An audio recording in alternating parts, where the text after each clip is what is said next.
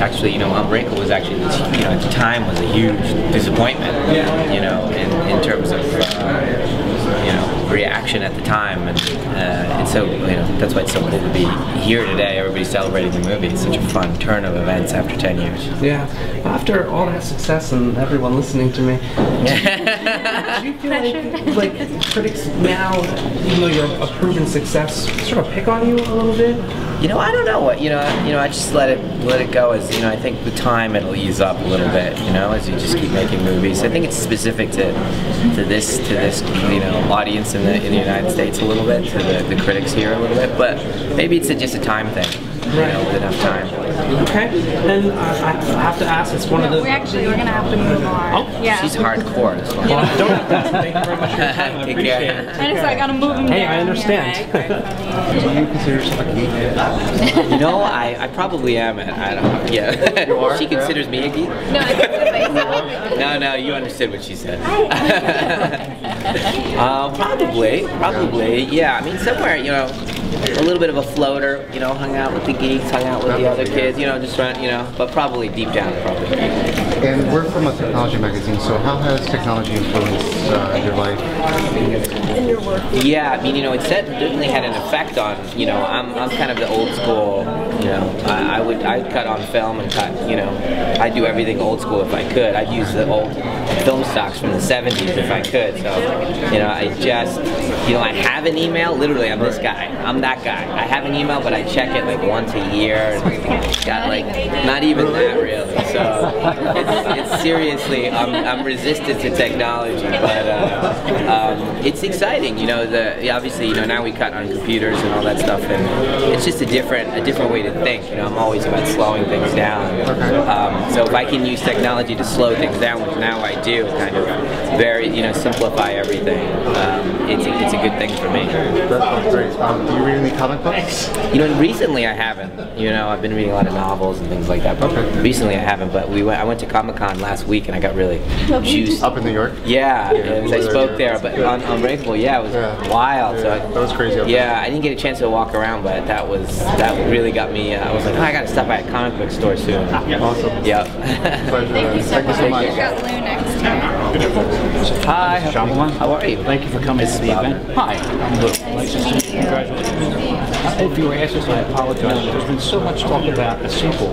Yes. There was talk from the beginning. Yes. What's the status of that? Is that going to happen? You know, I've been thinking about it recently more as, you know, the 10-year anniversary has come up and everybody's been talking about Unbreakable, so it's been on my mind a bunch. I have, you know, a couple ideas percolating. Yeah, I mean, I don't know. I have to think about it. You know, a little bit. It's like I was that person 10 years ago, and it's hard to kind of think. You know, when everything is coming out of your own head, it wasn't. They didn't hire me to do Unbreakable. You know, it was kind of who I was at the time.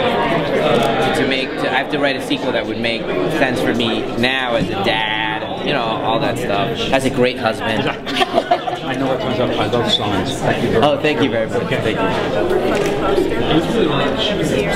you. So, how do you feel knowing that Unbreakable is still thought of one of the best superhero films of all time? You know, I was very, you know, it's such a sweet thing because I remember when I made it, I was feeling very, you know, like I didn't know if anybody would like it. You know, this feeling of making something unusual. It was an unusual kind of tone to it, and coming off of Sixth Sense, because it's not a scary movie. Yeah. So, you know, at that time I was really naive, thinking, oh, I'll just keep making different types of movies, everyone just go with me. And it really, when I made that movie as the second movie, I was like, what's happening? Everyone only wanted another scary movie kind of thing. And so it kind of got lost, you know, emotionally, and I think I kind of put it aside emotionally. I was like, all right, let's not look at that movie, let's not think about that movie, let's just keep going. And now, you know, as time has gone on and everyone, you know, like I'll walk across the street and some teenager will bolt across traffic and almost get hit and be like, I love Unbreakable. And I'll be like, oh, thank you. And you know, it really has grown over the years, and so it's really, really touching. You know, I was writing today and I was feeling, you know, excited about coming to see the movie. So are we ever going to get the sequel? We might. You never know. I have to think about the right idea. It can't be like, oh, let's make a sequel. Yeah. But if it was the right story and all, I thought of a story, but it's way out there. Thank you very much. Thank you. Hey, Dave. Oh, yes. Two questions just for Andy. Wow. AD from City Paper. How are you? I'm good. How are you? Do you think by the time you made Unbreakable, you were still an innocent? And if so or if not, how do you think that affected everything afterwards? An innocent. Wow. You know, I don't know. I think I was lost the innocence before Sixth Sense, kind of thing. Yeah. Sure. Because you know, I made 2 movies before Sixth Sense that both failed. So, you know, it was like for everybody, they kind of got to know me on Sixth Sense, but I'd already, you know, directed a movie at 21. Nobody saw but my parents, and then I did the second movie, and then some of my distant relatives saw it, but that was it. Those were the 2 movies, and it was like that was like 6 years of my life doing those 2 movies. So a lot of he had to deal with dark stuff.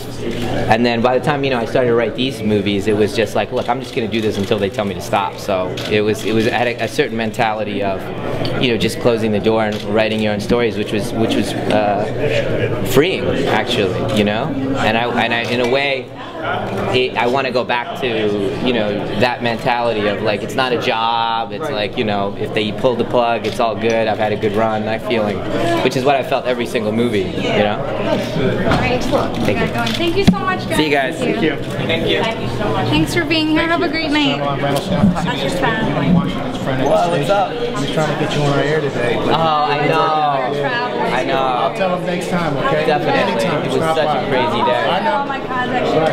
Right. So we would, on behalf of you from Washington. Definitely. Come on if he can beat me in basketball. All right, okay, you got it. I think he's a golfer.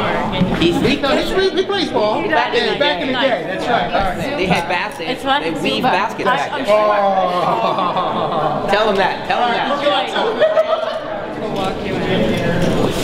I haven't been in here since Sixth Sense. Still great.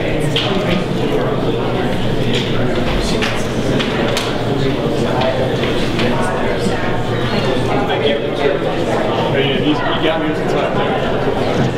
Thanks a lot. Appreciate it.